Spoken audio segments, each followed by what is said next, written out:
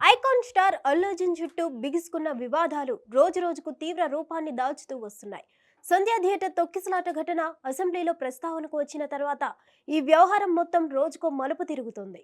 CM Revanth Reddy, మంత్రి కోమటిరెడ్డి వెంకటరెడ్డి, చంద్రాయనగుట్ట శాసనసభ్యుడు అక్బరుద్దీన్ ఓవైసీ సహా పలువురు సభ్యులు ఈ తొక్కిసలాట ఉదాంతంపై ఘాటుగా స్పందించారు. అదే రోజు సాయంత్రం అల్లు అర్జున్ ప్రెస్ మీట్ పెట్టడంతో ఈ వివాదం కాస్త ముదిరినట్లయింది.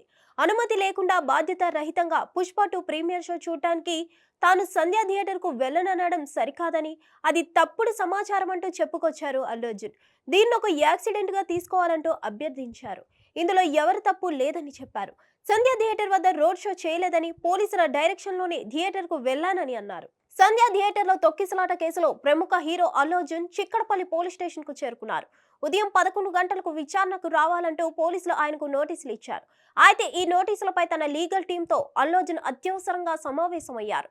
విచారణ సమయంలో పోలీసులు అడగబోయే ప్రశ్నలపై ఎలా స్పందించాలనే విషయంపై అర్ధరాత్రి వరకు సుదీర్ఘంగా చర్చించినట్లు తెలుస్తుంది. హైకోర్టు మధ్యంతర బెయిల్పై ఉన్న సినీ నటుడు అల్లు అర్జున్ ను పోలీసులు మరోసారి విచారణకు పిలిచారు. ఈ మేరకు విచారణకు హాజరు కావాలని చిక్కడపల్లి పోలీసులు నోటీసు ఇచ్చారు. తొక్కిసలాట ఘటనపై ఆయన్ను ప్రశ్నించారు. కాగా సంధ్యా థియేటర్ వద్ద జరిగిన తొక్కిసలాటలో రేవతి అనే మహిళ మృతి చెందగా ఆమె కుమారుడు శ్రీతేజ్ కిమ్స్ హాస్పిటల్లో చికిత్స పొందుతున్నాడు. ఈ కేసులో మొత్తం 18 మందిపై పోలీసులు కేసు నమోదు చేశారు. వారిలో పలువురిని అరెస్ట్ చేశారు. కాగా బండి విచారణకు హాజరు కానున్న నేపథ్యంలో పోలీసులు మళ్లీ అరెస్ట్ చేస్తారేమోనని ఆయన అభిమానులు భయపడుతున్నారు. హిట్ టీవీ యాప్ ని డౌన్లోడ్ చేసుకోండి. ఇందులో short news, live news, entertainment movies అన్ని అవైలబుల్ గా ఉన్నాయి. Please download Hit TV app. Hit TV app hit TV యాప్ని ఫ్రీగా డౌన్లోడ్ చేసుకోండి.